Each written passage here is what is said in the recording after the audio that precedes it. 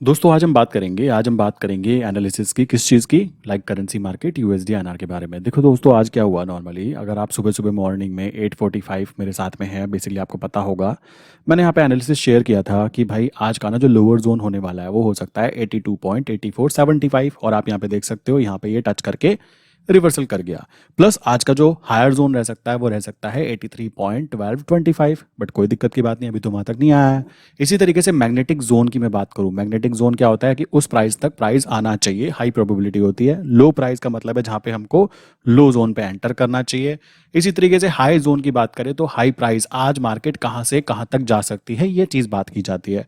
यहाँ पर क्वेश्चन ये आता है कि हम लोगों को यहाँ पे फ्यूचर में काम करना चाहिए, जैसे कुछ लोगों के क्वेश्चन मैंने देखे कमेंट बॉक्स में, या फिर हम लोगों को ऑप्शंस में काम करना चाहिए। अब देखो यहाँ पे ना कुछ लोग नेगेटिव भी होते हैं, पता है क्या कहेंगे, हमें कैसे पता कि तुमने सुबह सुबह 8:45 पे ही शेयर किया था। भाई मैं बता देना चाहता हूँ, मेरे साथ में कुछ लोग हैं जो पर्सनल ग्रुप है हम लोगों का। कॉमन सी बात आती है, अगर मैं यहाँ पे कुछ ऐसा बोलूंगा कि झूठ बोलूंगा कि भाई 8:45 पे नहीं शेयर किया था, तो नीचे कमेंट बॉक्स के अंदर वही लोग आके यहाँ पे अच्छे तरीके से मुझे सुना के जाएंगे कि भाई आप गलत बोल रहे हो, और वो फोन करके भी बोल सकते हैं। मैं तो सबको नंबर भी शेयर करता हूँ कि आपने वीडियो में गलत बोला, हमको तो कुछ और बताया गया। बट यहाँ पर सबके सामने है, ठीक है, कि सुबह सुबह ही आपको बताया गया था कि यहाँ का प्राइस यहाँ तक रह सकता है, यहाँ का यहाँ तक रह सकता है, प्लस ये मैग्नेटिक जोन हमारा ये 82.9450 है।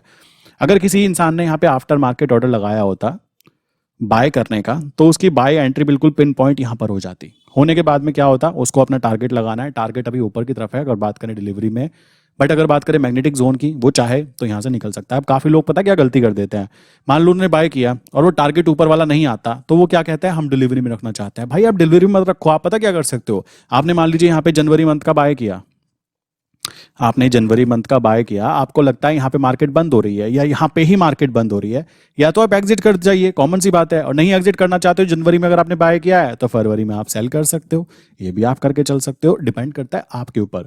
यहाँ पर कोई ऐसा थोड़ा ना कि भाई कसम खा ली हमको वही चीजें करनी है। तो अब बात आती है क्या हमें यहाँ पे फ्यूचर में काम करना चाहिए या हम लोगों को यहाँ पे ऑप्शंस में काम करना चाहिए। जरा इसके बारे में एक बार अच्छे से समझ लेते हैं, और आपके मुंह से मैं जवाब निकलवाऊंगा। मैं जवाब नहीं दूंगा कि आपको फ्यूचर में काम करना है या ऑप्शन में काम करना है। आइए समझते हैं, थोड़ा सा यहाँ पे अच्छे तरीके से समझेंगे तो ब्लैक स्क्रीन पे चलते हैं और यहाँ पे प्रॉपर वे में समझने की कोशिश करते हैं कि क्या क्या चीज़ें यहाँ पे होती है। देखो हमें ध्यान रखना है कि फ्यूचर की जब हम बात करते हैं तो फ्यूचर में हम लोगों के पास क्या होता है, टाइम वैल्यू अवेलेबल रहती है। और टाइम वैल्यू की बात करें तो यहाँ पे अगर फ्यूचर में आपने मान लीजिए किसी पॉइंट पे आपने बाय किया, बाय करने के बाद में मान लो मैंने बाय करते हुए मान लीजिए 50 लॉट बाय किए, तो 50 लॉट की जो वैलिडिटी होगी ना वो एक्सपायरी तक होगी। जैसे मान लीजिए मैं अभी यहाँ पे बात करूँ, मैं जनवरी में काम कर रहा हूँ, फरवरी में काम कर रहा हूँ, या फिर मैं यहाँ पे दिसंबर में काम कर रहा हूँ। कौन से दिसंबर? मंथ के अंत में। तो मेरे पास उसी हिसाब से टाइम वैल्यू होती है, बट ये टाइम वैल्यू जीरो नहीं होती।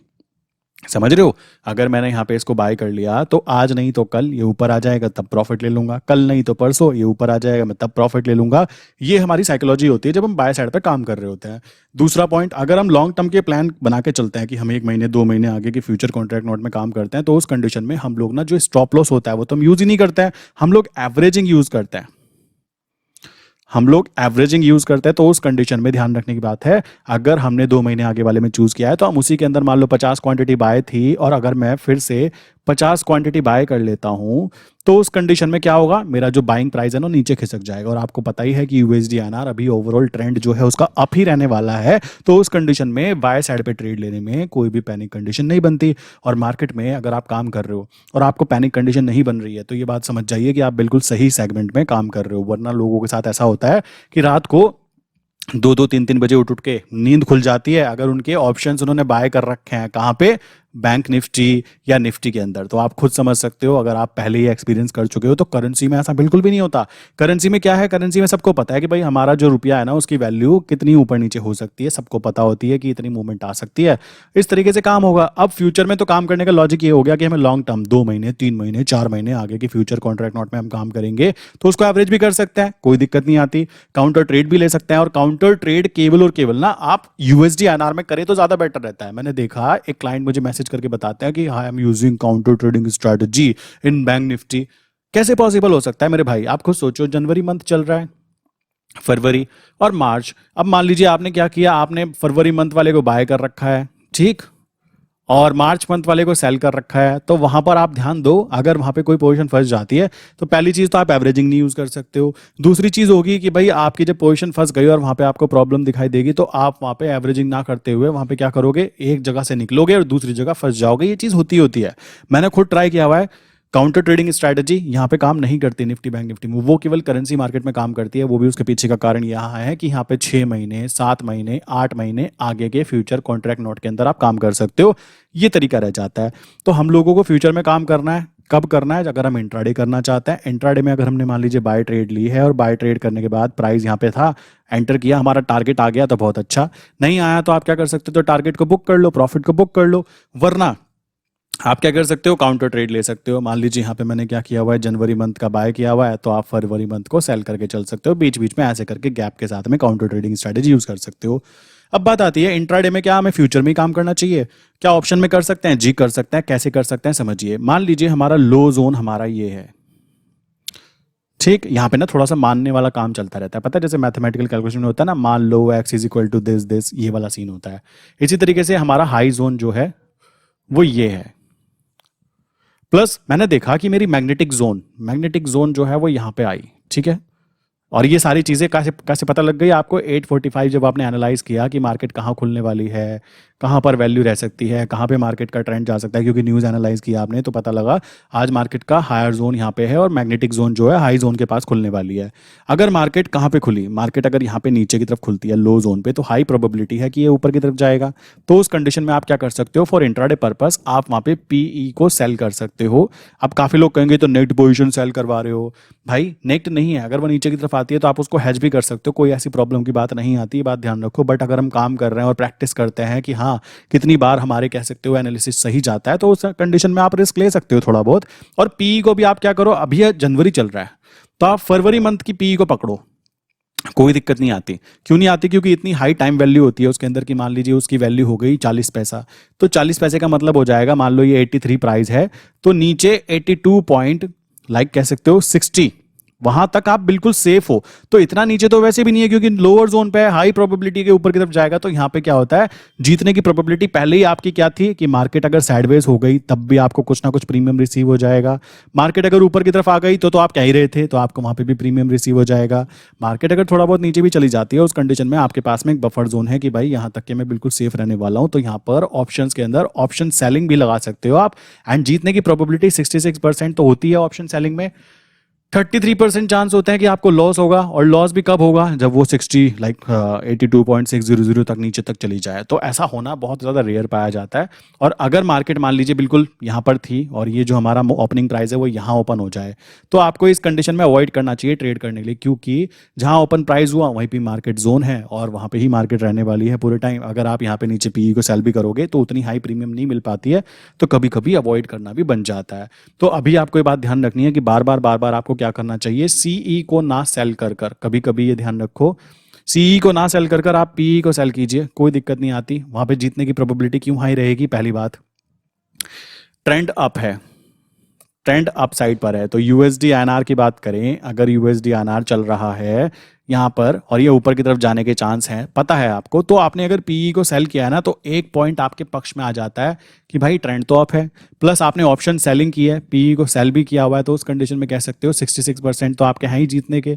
और फिर भी अगर आपको लगता है तो आप क्या कर सकते हैं, पीई को हेज कर सकते हैं, पीई को सेल किया, पीई को बाय यहाँ पे नीचे वाली को बाय कर लिया। अब क्या है, आपको लॉस कितना होगा, आपको प्रॉफिट कितना होगा, ये दोनों चीजें ना पहले से प्री डिफाइन है। और देखो ये बच्चों वाली स्ट्रैटेजी है, ये स्ट्रैटेजी मैं बेसिकली यूज नहीं करता हूं, बट फिर भी बताना जरूरी है, क्योंकि जो नया इंसान होता है उसको तो स्टार्टिंग ऐसे ही करनी चाहिए, सेफ्टी के साथ उसको दिखाई दे कि हाँ भाई कोई एक ऐसी जगह भी होती है जहां पे पैसा बन जाता है विद सेफ्टी, ठीक है। सो हारने के चांसेस 33% है आपके, प्लस आपको पहले ही पता है कि भाई मुझको 1000 रुपए का प्रॉफिट होगा तो 2000 का लॉस होगा, और जीतने के चांस कहां पर है, असली गेम यहां पर होते हैं। मेरा चैनल जो भी इंसान देख रहा है ना, वो ये ना देखे कि 1000 का प्रॉफिट है 2000 का लॉस है, ये कैसी बातें कर रहा है बंदा। आप ये देखो कि भाई कितने परसेंट जीतने के चांस हैं और कितने परसेंट हारने के चांस है।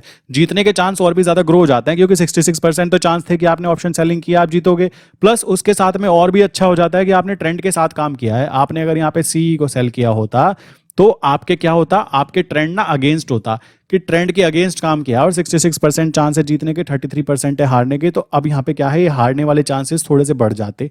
क्यों? आपने सीई को सेल किया और वो भी विदाउट हेज पोजीशन करोगे तो भाई वहाँ पे तो फंसना तय है। तो आपके माइंड में ये चीज़ क्लियर हो गई होगी कि आपको क्या करना चाहिए, आपको फ्यूचर में काम करना है या आपको ऑप्शन में काम करना है, या आप खुद डिसाइड कर लीजिए। क्यों कर लीजिए? क्योंकि हर इंसान का अलग अलग काम होता है।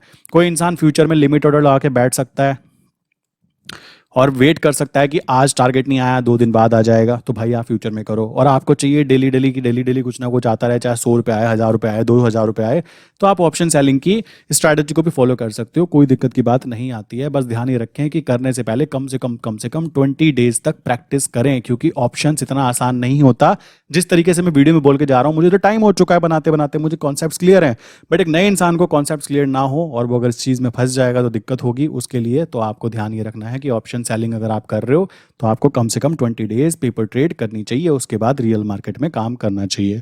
बाकी रही बात मूवमेंट्स की या कहाँ कहाँ जा सकता है, भाई देखो अभी तो क्या है, आज का लोअर जोन ये था, तो लोअर जोन पे प्राइस आ गया। ये आज का मैग्नेटिक जोन है, तो मैग्नेटिक जोन पे हो गया, अपना टारगेट अचीव करो, निकल जाओ। आपको बेसिकली 10 पैसे मिल गए, खुश रहो। और क्या चाहते हो? इसी तरीके से अगर कोई स्विंग ट्रेड कर रहा है तो स्विंग ट्रेड के लिए तो अभी तो बहुत ऊपर टारगेट है। स्विंग ट्रेड में तो आपको छेड़ना भी नहीं होता, पड़े रहने दो, कोई दिक्कत की बात नहीं आती। ठीक है, सो इसी के साथ आज की वीडियो बंद करता हूँ। छोटी सी वीडियो में छोटी सी बातें अच्छे से क्लियर करने की कोशिश की। बाकी अगर किसी के माइंड में कोई क्वेश्चन है तो ये नंबर है 9837482890। जैसे ही आप इस नंबर पे मैसेज करते हो तो आपको एक फॉर्म दिया जाता है, उस फॉर्म को आप अच्छे से पढ़िए, जो भी आपको सर्विस चाहिए होगी आपको मिल जाती है। दूसरी चीज़ आ जाती है, नंबर है 8077521043। इनमें से कोई भी नंबर पे आप मैसेज कर सकते हो। ठीक, अगर आप करेंसी मार्केट के बारे में सीखना चाहते हो तो ये मेरी वेबसाइट है explosivetrades.in। आप इस वेबसाइट पे जाके विजिट कर सकते हो, चेक कर सकते हो कैसे कैसे क्या क्या चीज़ें होती है। मैं काफ़ी सारी चीज़ें यहाँ पे अपडेट करता रहता हूँ। लिंक मैंने डिस्क्रिप्शन में भी दी है और पिन कमेंट में भी दी है। और अगर इनमें से किसी नंबर पे मैसेज नहीं चाहता तो आप नीचे और भी नंबर दिए गए हैं, चेक कर सकते हो डिस्क्रिप्शन बॉक्स के अंदर। ठीक है, सो मिलते हैं नेक्स्ट इंपॉर्टेंट वीडियो में। इस वीडियो का क्वेश्चन का आंसर बताइए कि भाई 60+2 कितने होते हैं, प्लस करके बताना है इस नंबर के ऊपर। और वहां पर आपको एक छोटा सा फॉर्म दिया जाता है, आप उस फॉर्म को कंटिन्यू कर सकते हो। देन मेरी टीम आपको रिप्लाई करती है प्रॉपर वे में कि क्या क्या चीज़ें कैसे कैसे करनी है, क्या क्या चीज़ें आपके माइंड में क्वेश्चन है वो आप पूछ सकते हो। ठीक है, सो इसी के साथ मैं आज की वीडियो बंद करता हूँ। मिलते हैं नेक्स्ट इंपॉर्टेंट वीडियो के अंदर।